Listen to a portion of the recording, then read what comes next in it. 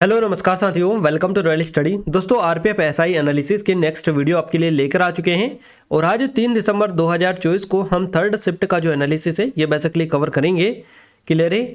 और इससे पहले हम फर्स्ट और सेकंड शिफ्ट का एनालिसिस भी आपको कवर करवा चुके हैं। यहाँ पर आपको आई बटन पर लिंक मिल जाएगी प्लेलिस्ट की, अगर अभी तक आपने चेकआउट नहीं किया है तो कर लीजिएगा। क्लियर है। इसके अलावा 2 दिसंबर वाला भी हमने ऑल शिफ्ट का एनालिसिस कर रखा है, उनके भी पीडीएफ आपको वीडियोज़ यहाँ पर आपको मिल जाएगी। और अगर आप चाहते हैं कि इन वीडियोस की पीडीएफ भी आपको मिल जाए तो आपको क्या करना है, एप्लीकेशन को डाउनलोड कर लेना है, टेलीग्राम चैनल ग्रुप को ज्वाइन कर लेना है, दोनों के लिंक आपको डिस्क्रिप्शन में मिल जाएगी। और अगर आप चाहते हैं कि आरपीएफ एसआई का जो एनालिसिस है इनसे जुड़ी हर वीडियो आप तक पहुँचे तो आप चैनल को सब्सक्राइब करके बेल आइकन को ऑल पर सेलेक्ट कर लीजिएगा, ताकि जो भी नया वीडियो आए सबसे पहले आप सभी के पास में पहुँच पाए। तो गाइस थर्ड शिफ्ट का हमारा पहला क्वेश्चन की ओर आगे बढ़ेंगे। क्लियर है। और आप सभी से रिक्वेस्ट है कि इस वीडियो को सब्सक्राइब और वीडियो को लाइक जरूर से कर लीजिएगा, चैनल को सब्सक्राइब भी आप कर लीजिएगा। क्लियर है। तो थर्ड शिफ्ट का पहला क्वेश्चन है आज का हमारा, भारतीय संविधान का जो अनुच्छेद 143 से 148 तक क्या है ना। इस तरह से क्वेश्चंस बनाए। यह क्वेश्चन ऐसा होगा कि भारतीय संविधान का जो अनुच्छेद 143 और अनुच्छेद 148 में क्या क्या है। तो अनुच्छेद 143 है, इसमें राष्ट्रपति को सर्वोच्च न्यायालय के से सलाह लेने का अधिकार देता है ना। आर्टिकल 143 143 राष्ट्रपति को सर्वोच्च न्यायालय से सलाह लेने का अधिकार देता है। और आर्टिकल जो 148 है 148 ये भारत के नियंत्रक महालेखा परीक्षक के बारे में बताता है ना। तो जो इस कीग से क्वेश्चन ऑलरेडी आपका 2 तारीख के दिन बन चुका है, आर्टिकल 148 वाला, तो याद रखिएगा। अनुच्छेद 143 राष्ट्रपति को सर्वोच्च न्यायालय से सलाह लेने का अधिकार देता है। राष्ट्रपति अगर उसे लगता है कि किसी विधि या तथ्य से जुड़ा कोई सवाल उठ गया है या उठने की संभावना है तो उस पर वह सर्वोच्च न्यायालय की राय मांग सकता है। सर्वोच्च न्यायालय राष्ट्रपति के सवाल का जवाब देकर सलाह देता है। और अनुच्छेद 148 है ये, इसमें भारत के नियंत्रक महालेखा परीक्षक के बारे में बात की गई है। राष्ट्रपति अपने हस्ताक्षर और मोहर वाले जो अभिपत्र है से नियंत्रक महालेखा परीक्षक की नियुक्ति करते हैं। तो ये दोनों ही कुल मिलाकर रिलेटेड तो राष्ट्रपति से हैं, बट इनका दोनों का ये अलग है थोड़ा सा, क्योंकि इसमें राष्ट्रपति जो है किसी सर्वोच्च न्यायालय से सलाह मांगता है और इसमें राष्ट्रपति जो है नियंत्रक महालेखा परीक्षक से। तो ये क्लियर रखना है आपको याद। नियंत्रक महालेखा परीक्षक को पद संभालने से राष्ट्रपति से पहले राष्ट्रपति या उनके द्वारा नामित व्यक्ति के सामने शपथ लेनी होती है, ये भी आपको पॉइंट देख लेना है।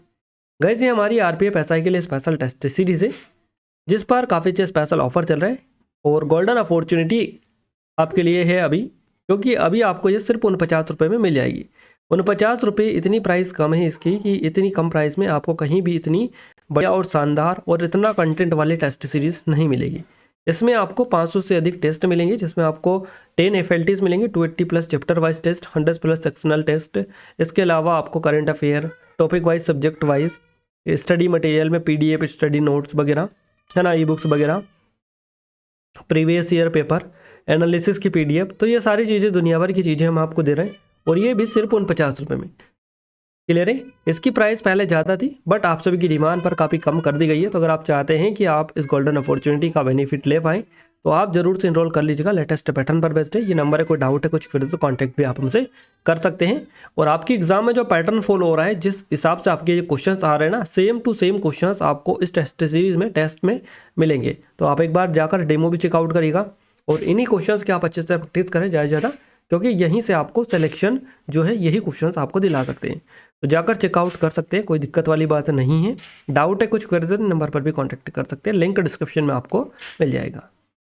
अगला क्वेश्चन है, भारत की कोकिला के नाम से किसे जाना जाता है। सरोजिनी नायडू को भारत कोकिला के नाम से जाना जाता है। सरोजिनी जो नायडू है भारतीय राष्ट्रीय कांग्रेस के अध्यक्ष बनने वाली और भारतीय राज्य गवर्नर नियुक्त होने वाली पहली भारतीय महिला थी। तो भारतीय राज्य में गवर्नर, पहली गवर्नर थी, पहली महिला गवर्नर है ना, सरोजिनी नायडू। और भारतीय राष्ट्रीय कांग्रेस के अध्यक्ष बनने वाली भी ये सरोजिनी नायडू ही है, पहली भारतीय थी ये दोनों में। भारत की कोकिला के नाम से इनको जाना जाता है। और उनकी पहली कविता द गोल्डन थ्रेशोल्ड 1905 में आई थी।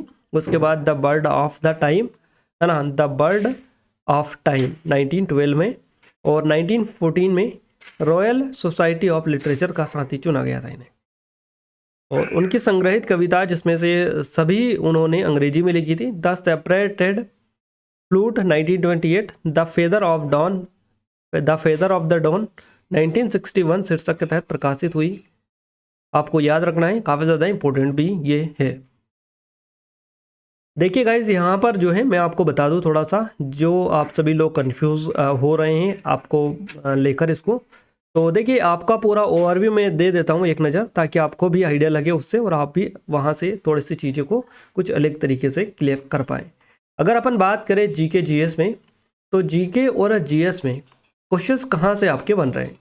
जीके में अगर अपन बात करें तो जो सेपरेट टॉपिक है आपके, जैसे कि आपका जो हो गया पॉलिटी में अगर अपन बात करें तो राष्ट्रपति, लोकसभा, राज्यसभा, राज्यपाल, है ना। इसके अलावा आपका अनुच्छेद से बन रहे क्वेश्चंस, है ना। अनुच्छेद के अलावा संशोधन से भी क्वेश्चंस आपके पूछे जा रहे हैं।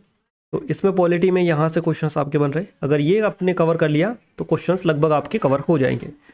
इसके अलावा और भी अपन देखें, जैसे कि कला संस्कृति में, तो इसमें मेले से क्वेश्चंस, त्योहार, इसके अलावा लोक नृत्य से क्वेश्चंस है, शास्त्रीय नृत्य से भी अभी तक क्वेश्चंस नहीं बनाए, आगे आपके बन सकते हैं।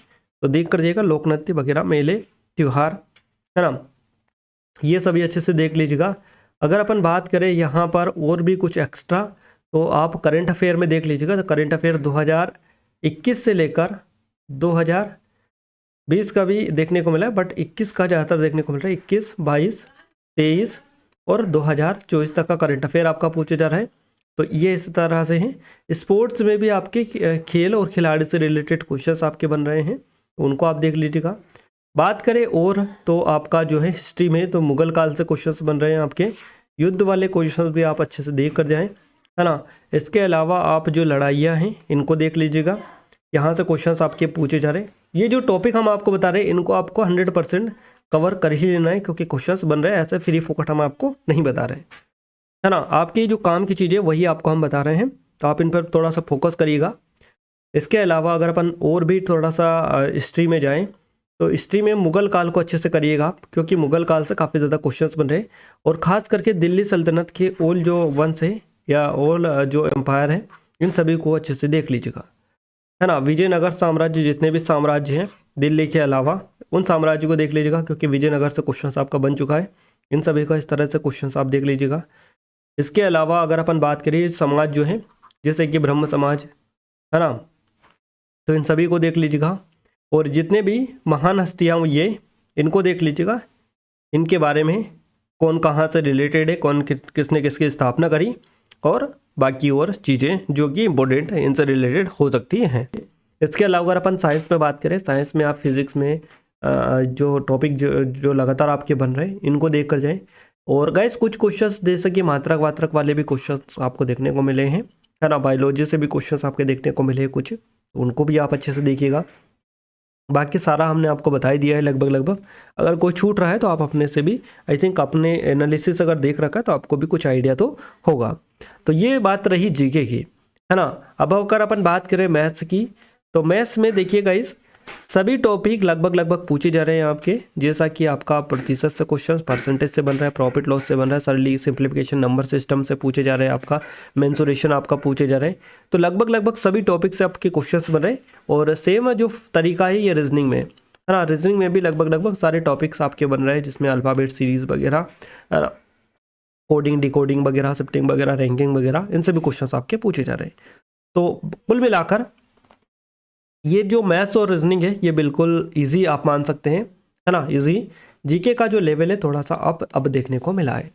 सेकंड और थर्ड शिफ्ट जो है आज की, इसमें थोड़ा सा लेवल अप देखने को मिला है हमें जीके जीएस का, तो आप उसके अकॉर्डिंग आगे की तैयारी को कंटिन्यू रखिएगा।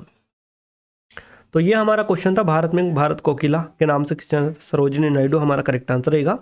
आइए नेक्स्ट बात करते हैं अगले क्वेश्चन की। अगला क्वेश्चन है VL 304, माफ कीजिएगा 3004। VL 3004 जो है किस फसल की किस्म है? तो ये गेहूं की एक किस्म है, गेहूं की एक किस्म है, ये देख लीजिएगा, याद रखिएगा। चलिए अगला क्वेश्चन है, निजता का जो अधिकार है किस अनुच्छेद के तहत मौलिक अधिकार है? तो ये अनुच्छेद किसके तहत है? अनुच्छेद 21, आर्टिकल 21 करेक्ट आंसर रहेगा। निजता का अधिकार आर्टिकल 21 के तहत, जीवन और व्यक्तिगत स्वतंत्रता के अधिकार के तहत, और संविधान द्वारा अंगीकृत स्वतंत्रता के अधिकार के एक भाग के रूप में आता है। सुप्रीम कोर्ट ने घोषणा की कि निजता का जो अधिकार है एक मौलिक अधिकार है। आधार मामले में भारत के सर्वोच्च न्यायालय द्वारा निजता के अधिकार को बरकरार रखा गया था। कुछ और भी महत्वपूर्ण अभिलेख है, यानी कि कुछ अनुच्छेद हैं, जिसमें आर्टिकल 14 जो कि काफ़ी ज़्यादा पूछे थे, कानून के समक्ष समानता। अनुच्छेद 16 सार्वजनिक रोजगार के मामले में अवसर की समानता। अनुच्छेद 19 जो है वाक स्वतंत्रता से संबंधित कुछ अधिकारों का संरक्षण। अनुच्छेद 51A मौलिक अधिकार संबंधित है। आर्टिकल 76 भारत के महान्यायवादी से रिलेटेड है, काफ़ी ज़्यादा इंपॉर्टेंट है। आर्टिकल 32 निधियों सहित मौलिक अधिकारों के प्रवर्तन के लिए उपाय है। तो ये सारे जो आर्टिकल है ये इंपॉर्टेंट है, आपको याद भी रखना है और पता भी आपको होना चाहिए। सर्वोच्च न्यायालय से एक क्वेश्चन आपका बना था, ये एग्जैक्ट तो नहीं मिल पाया कि क्या क्वेश्चन बना था। भारत के सर्वोच्च न्यायालय की जो स्थापना है 26 जनवरी 1950 को हुई थी। भारत का सर्वोच्च न्यायालय जो है सर्वोच्च न्यायिक न्यायालय है और भारत के संविधान के तहत अपील की अंतिम अदालत सर्वोच्च संवैधानिक न्यायालय न्यायिक समीक्षा की शक्ति के साथ है। ये जो है 26 जनवरी 1950 को अस्तित्व में आया और तिलक मार्ग नई दिल्ली में स्थित ये आपको देखने को मिलता है। नेक्स्ट क्वेश्चन है servant of India society SIS, है ना। सर्वेंट ऑफ इंडिया सोसाइटी से जुड़े लोग कौन थे या संबंधित लोग? तो गोपाल कृष्ण गोखले, GK देवधर, AV पटवर्धन और NA द्रविड़, ये जो हैं ये जुड़े हुए हैं सर्वेंट ऑफ सोसाइटी जो है इंडिया सोसाइटी से।